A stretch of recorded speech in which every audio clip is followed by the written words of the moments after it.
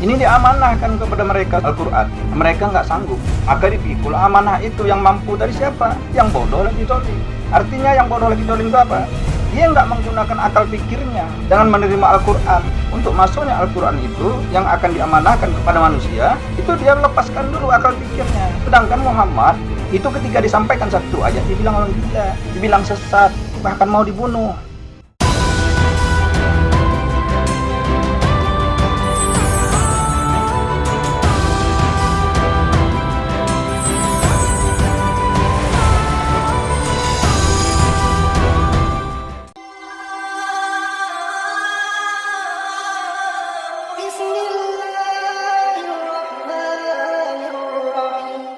Bismillahirrahmanirrahim.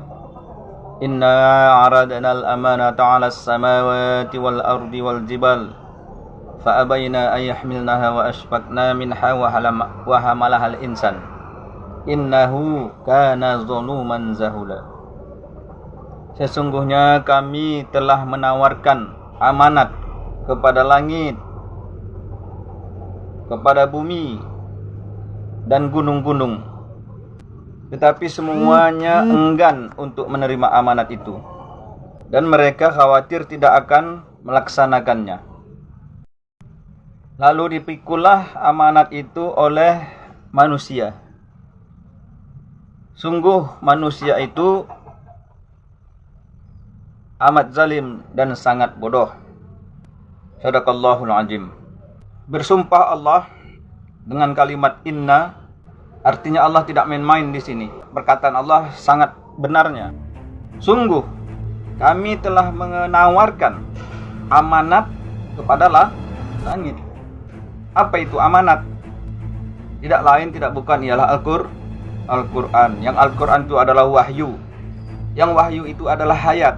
Yang hayat itu adalah hidup. Maka berkata-kata mustahil bisu. Nah ini diamanahkan gitu. Satu ayat kepada langit, maka langit runtuh. Mana langit? Kalau itu yang kita katakan langit, ya itu benar.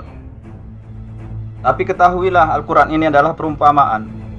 Banyak dengan perumpamaan ini mereka mendapat petunjuk. Banyak juga dengan perumpamaan ini mereka sesat. Langit itu digambarkan tinggi. Inilah kepala. Langit itu digambarkan dengan dihiasi bintang-bintang yang begitu indahnya. Maka di dalam kepalanya ini sudah cemerlang. Ini sudah begitu pintar gitu. Sehingga ketika diamanahkan kepada langit, langit nggak mampu. Ini kata Allah. Diamanahkan kepada bumi. Mana bumi? Dalam satu lingkup. Ataukah itu golongan, atau itu kelompok, atau itu dalam satu kandungan rahim, atau satu bumi tempat kita tinggal sekarang ini. Ini diamanahkan kepada mereka satu ayat Al-Quran. Mereka nggak sanggup. Diamanahkan kepada gunung-gunung. Mana gunung?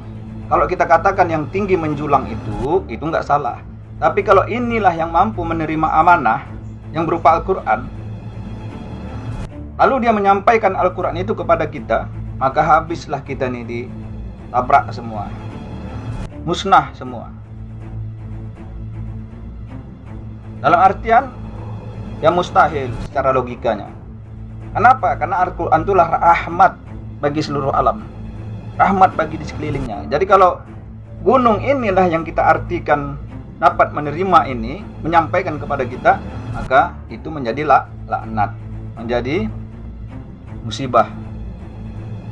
Dari mana gunungnya? Yang ketiga diamanahkan satu ayat ini mereka pecah belah, hancur lebur. Ini perumpamaan gunung. Jalan zikir, makam ini mereka sudah paham. Mereka sudah ngerti. Ketika diamanahkan satu keterangan ayat Al-Quran yang dari Allah, yang diamanahkan kepada manusia, dan manusia itu menyampaikan kepada manusia lainnya, maka inilah meletup gunung. nggak mampu mereka. Baik saudara-saudaraku, jangan sekali-kali kamu berpikir langit itu, bumi yang kita berpijak, dan gunung yang tinggi menjulang itu perumpamaan Allah. Makanya Allah katakan kami telah mengemukakan amanah, menawarkan amanah. Maka Allah yang Maha Tunggal tadi menyatakan dirinya kami. Yang si kami ini telah mengamanahkan kepada manusia. Maka dipikul amanah itu yang mampu dari siapa? Yang bodoh lagi zolim. Artinya yang bodoh lagi zolim itu apa? Dia nggak menggunakan akal pikirnya dengan menerima Al-Quran. Untuk masuknya wahyu itu, untuk masuknya Al-Quran itu yang akan diamanahkan kepada beliau, pada manusia, itu dia melepaskan dulu akal pikirnya yang cemerlang, yang berbintang-bintang, yang sekolahnya Mekah, Madinah, Kairo, sampai kemana-mana berguru, makam zikir, kolbu ini, hati begini. Itu dikaji mereka. Nah itu tinggalkan dulu. Terima ini yang satu ayat yang diamanahkan kepada kamu, yang kamu katakan 6.666 ayat tadi itu sudah di luar kepalamu, sudah hafiz kamu. Tapi ketika disampaikan satu ayat, kamu berpandangan beda. Artinya yang menyampaikan itu nggak tahu apa-apa. Yang memang yang nggak tahu apa-apa itu, yang bodoh, yang lagi zolim, yang kamu katakan itulah yang mampu menerima amanah yang diwahyukan Allah kepadanya.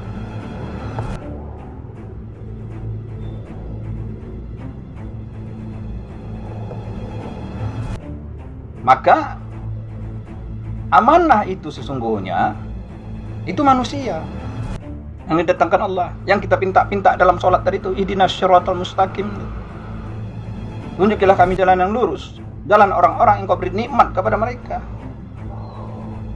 Gitu. Itu wujudnya manusia. Dan barang siapa mentaati Allah, mana perkataan Allah Al-Quran kan? Cobalah dibuka dulu pemikiran ini. Coba lepaskan dulu apa yang ada nih. Jangan berpikir negatif saja kepada manusia ketika datang kepadamu memberikan peringatan. Kamu senantiasa berpikiran negatif. Karena apa? Kamu lebih pintar. Inilah kamu sudah langit gitu. Kamu sudah bumi, kamu sudah gunung. Maka ketika datang orang yang bodoh lagi zolim, yang menurut kamu tak mampu menerimanya, nggak mau. Maka kamu selalu berpikiran negatif kepada dia.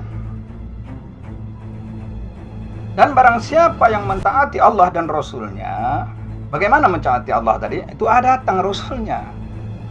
Maka ketika kamu mentaati Rasulnya itu, maka sungguh dia menang